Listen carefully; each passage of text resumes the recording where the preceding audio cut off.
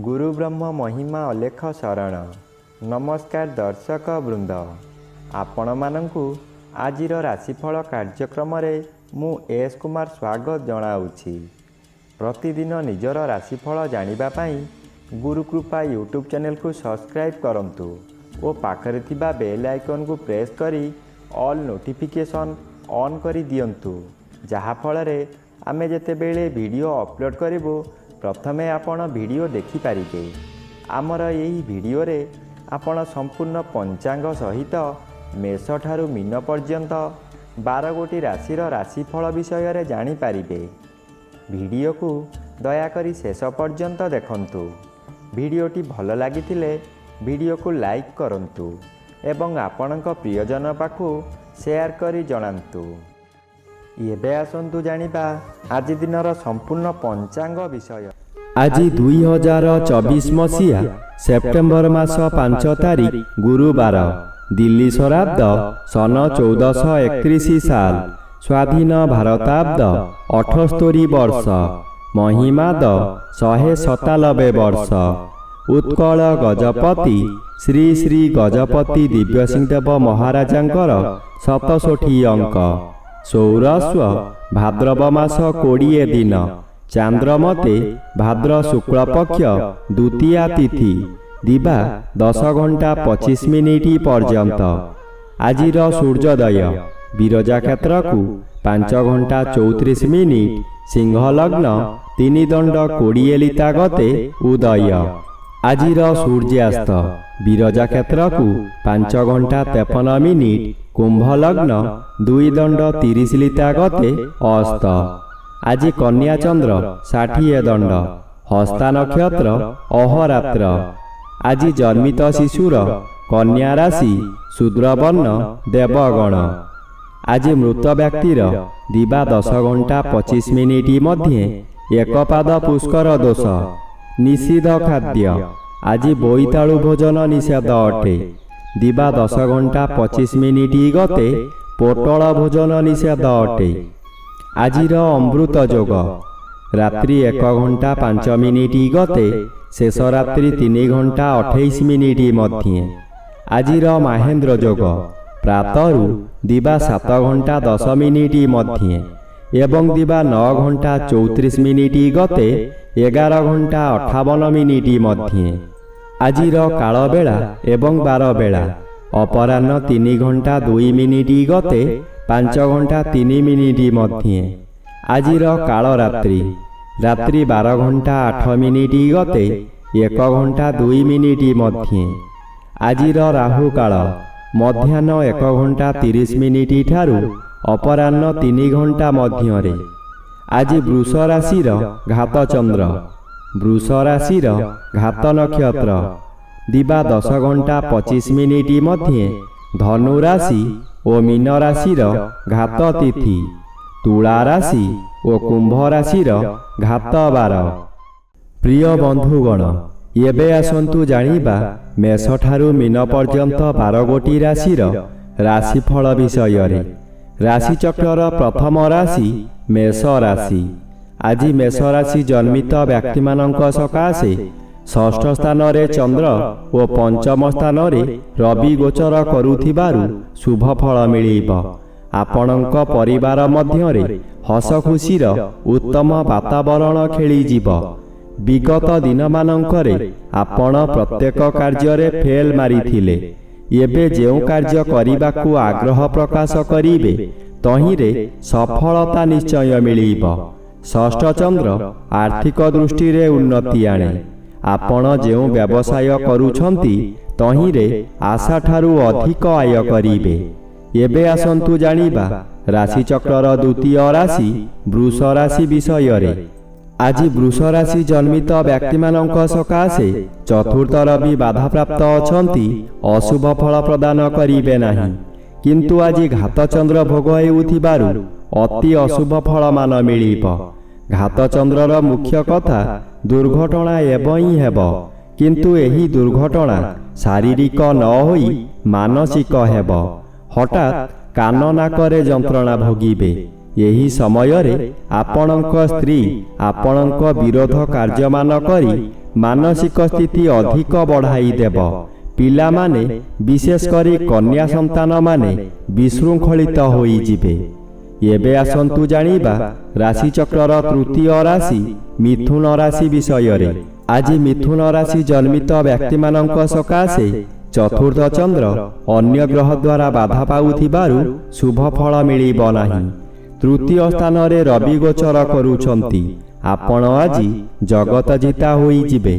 ଆପଣଙ୍କ ଶରୀର ଓ ମନରେ ଅହେତୁକ ଶକ୍ତି ସଞ୍ଚାର ହେବ। ଆପଣ ଯାହା ଚାହିଁବେ ତାହା କରିପାରିବେ।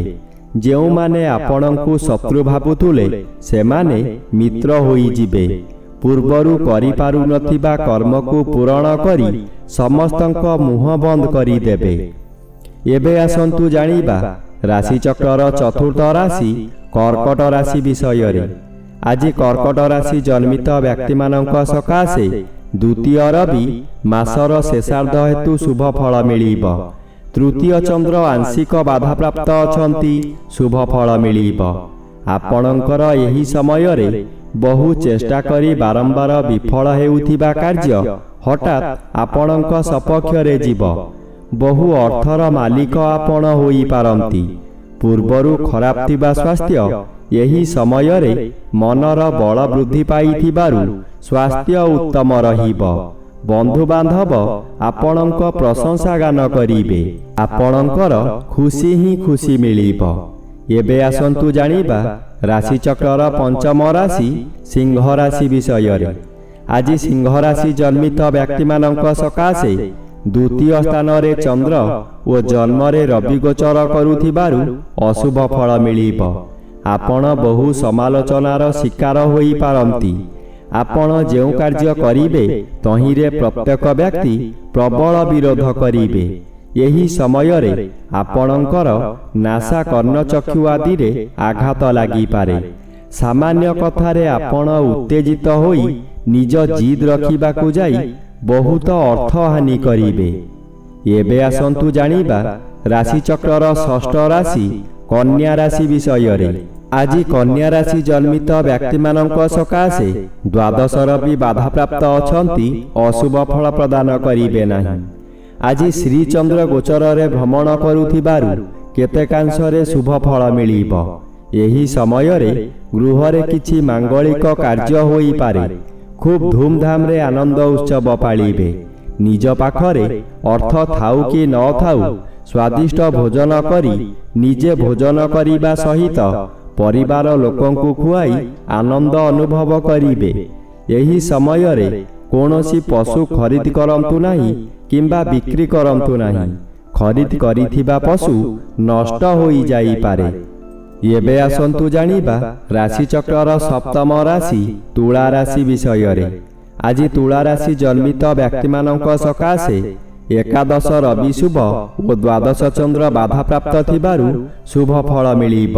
କୌଣସି ଦୂର ସ୍ଥାନକୁ ଯାତ୍ରା କରିବାର ଥିଲେ ନିର୍ଭୟରେ ଯାତ୍ରା କରନ୍ତୁ, ଫଳପ୍ରଦ ନିଶ୍ଚୟ ହେବ। ଆଜି ସମୟରେ ପ୍ରାୟତଃ ପଦଯାତ୍ରା ଆପଣଙ୍କ ପକ୍ଷେ ଶୁଭଙ୍କର ହେବ। ଆୟ ପରିମାଣରେ କିଛି ଉନ୍ନତି ଆସିବ। ବ୍ୟବସାୟରେ ସଂଯତ ରହିଲେ ଓ ମିଠା କଥାମାନ କହିଲେ ଭଲ ଆୟ ହେବା ସହିତ ଗରାଖ ସହିତ ଭବିଷ୍ୟତ ସକାଶେ ବ୍ୟବସାୟ ଭଲ ହେବ। ଏବେ ଆସନ୍ତୁ ଜାଣିବା ରାଶିଚକ୍ରର ଅଷ୍ଟମ ରାଶି ବିଛା ରାଶି ବିଷୟରେ। ଆଜି ବିଛା ରାଶି ଜନ୍ମିତ ବ୍ୟକ୍ତିମାନଙ୍କ ସକାଶେ ଏକାଦଶ ଚନ୍ଦ୍ର ଅନ୍ୟ ଗ୍ରହ ଦ୍ୱାରା ବାଧା ପାଉଥିବାରୁ ଅଶୁଭ ଫଳ ପ୍ରଦାନ କରିପାରିବେ ନାହିଁ। ଆପଣଙ୍କର ଆୟ କ୍ଷେତ୍ରରେ ପ୍ରତିବନ୍ଧକ ଆସିବ। ଯେଉଁ କାର୍ଯ୍ୟ କରି ଆପଣ ଭଲ ଦୁଇ ପଇସା ରୋଜଗାର କରୁଥିଲେ ସେହି କାର୍ଯ୍ୟ କରି ଆପଣ ବହୁ କ୍ଷତି ସହିବାକୁ ପଡ଼ିବ। ବନ୍ଧୁମାନେ ଆପଣଙ୍କୁ ବିରୋଧ କରିବେ। ପରିବାରରେ କେହି ସହଯୋଗ କରିବେ ନାହିଁ। ହତାଶ ହୋଇ ଦରିଦ୍ର ପଞ୍ଚାକ୍ଷର ମନ୍ତ୍ର ଜପ କରିବା ବ୍ୟତୀତ ଅନ୍ୟ ଉପାୟ ନାହିଁ। ଦଶମ ରବି ଶୁଭ। ଯେଉଁମାନେ ଚାକିରି କରିଛନ୍ତି ସେମାନଙ୍କର ବେତନ ବୃଦ୍ଧି ହେବାର ଯଥେଷ୍ଟ ସମ୍ଭାବନା ଅଛି। ଏବେ ଆସନ୍ତୁ ଜାଣିବା ରାଶିଚକ୍ରର ନବମ ରାଶି ଧନୁ ରାଶି ବିଷୟରେ। ଆଜି ଧନୁରାଶି ଜନ୍ମିତ ବ୍ୟକ୍ତିମାନଙ୍କ ସକାଶେ ନବମ ରବି ମାସର ଶେଷାର୍ଦ୍ଧ ହେତୁ ଶୁଭ ଫଳ ପ୍ରଦାନ କରିବେ। ଦଶମ ଚନ୍ଦ୍ର ଆଂଶିକ ବାଧା ପାଉଥିବାରୁ ଶୁଭ ଫଳ ମିଳିବ। ଏହି ସମୟରେ ନୂତନ କର୍ମ ମଧ୍ୟ ମିଳିବ। ଯେକୌଣସି କାମ କରନ୍ତୁ ତହିଁରେ ସଫଳତା ମିଳିବ। ଉପରିସ୍ଥ ଅଫିସରଙ୍କ ଠାରୁ ପ୍ରଶଂସାମାନ ମିଳିବ। ପ୍ରତିଷ୍ଠା ଲାଭ କରିବେ। ସୁନାମ ଆପଣଙ୍କର ପ୍ରାପ୍ତ ହେବ। ଆପଣଙ୍କ ଇଚ୍ଛା ପୂର୍ଣ୍ଣ ହେବ। ଆପଣଙ୍କ କାର୍ଯ୍ୟ ଦେଖି ସାଥୀ କର୍ମଚାରୀମାନେ ଆପଣଙ୍କୁ ଅନୁକରଣ କରିବେ ଓ ସଫଳତାର ସୂତ୍ର ଶିକ୍ଷା କରିବେ। ଏବେ ଆସନ୍ତୁ ଜାଣିବା ରାଶିଚକ୍ରର ଦଶମ ରାଶି ମକର ରାଶି ବିଷୟରେ। ଆଜି ମକର ରାଶି ଜନ୍ମିତ ବ୍ୟକ୍ତିମାନଙ୍କ ସକାଶେ ନବମ ଚନ୍ଦ୍ର ଗୋଚର କରୁଛନ୍ତି। ଶୁକ୍ଳପକ୍ଷ ହେତୁ ଶୁଭ ଫଳ ମିଳିବ। ଏହି ସମୟରେ ଆପଣ ଯେଉଁ କାର୍ଯ୍ୟ କରିବାକୁ ଚାହିଁବେ ତହିଁରେ ସଫଳତା ମିଳିବ। ବିଶେଷ କରି ଏହି ସମୟରେ ଜନମଙ୍ଗଳ କାର୍ଯ୍ୟକ୍ରମରେ ଯୋଗ ଦେଇପାରନ୍ତି। ଜନହିତକର କାର୍ଯ୍ୟ କରି ଉଚ୍ଚ ପ୍ରଶଂସା ପାଇବେ। ଚତୁର୍ଦିଗରୁ ସମ୍ମାନ ମିଳିବ। ଖୁସିରେ ଦିନ କାଟିବେ। ଏହି ସମୟରେ ଭାଗ୍ୟରେ ପରିବର୍ତ୍ତନ ହୋଇଯିବ। ଏବେ ଆସନ୍ତୁ ଜାଣିବା ରାଶିଚକ୍ରର ଏକାଦଶ ରାଶି କୁମ୍ଭ ରାଶି ବିଷୟରେ। ଆଜି କୁମ୍ଭ ରାଶି ଜନ୍ମିତ ବ୍ୟକ୍ତିମାନଙ୍କ ସକାଶେ ସପ୍ତମ ରବି ଅଶୁଭ ଓ ଅଷ୍ଟମ ଚନ୍ଦ୍ର ଅତି ଅଶୁଭ ଫଳ ମିଳିବ। ଘାତବାର ଅଶୁଭକୁ ଆହୁରି ବୃଦ୍ଧି କରାଇବ। ଏହି ସମୟରେ ଆପଣ ଯେଉଁ ସ୍ଥାନକୁ ଯିବେ ସେଠାରେ କଳହ ହେବ। ବିଭିନ୍ନ ପ୍ରକାର କ୍ଷତି ହୋଇ ଆପଣଙ୍କ ମଥା ବିଚଳିତ ହୋଇଯିବ। ରାସ୍ତାରେ ଯିବା ସମୟରେ ଆପଣ ଅନ୍ୟମନସ୍କ ହୋଇପାରନ୍ତି। ସାବଧାନ ନ ରହିଲେ ଯାନବାହନ ଦୁର୍ଘଟଣାକୁ ଏଡ଼ାଇ ଦେଇ ହେବ ନାହିଁ।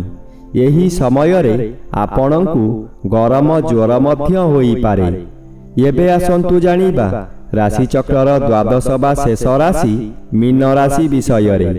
ଆଜି ମୀନ ରାଶି ଜନ୍ମିତ ବ୍ୟକ୍ତିମାନଙ୍କ ସକାଶେ ସପ୍ତମ ସ୍ଥାନରେ ଚନ୍ଦ୍ର ଓ ଷଷ୍ଠ ସ୍ଥାନରେ ରବି ଗୋଚର କରୁଥିବାରୁ ଆପଣଙ୍କ ପରିବାର ମଧ୍ୟରେ ହସ ଖୁସିର ଉତ୍ତମ ବାତାବରଣ ଖେଳିଯିବ। ବିଗତ ଦିନମାନଙ୍କରେ ଆପଣ ପ୍ରତ୍ୟେକ କାର୍ଯ୍ୟରେ ଫେଲ୍ ମାରିଥିଲେ।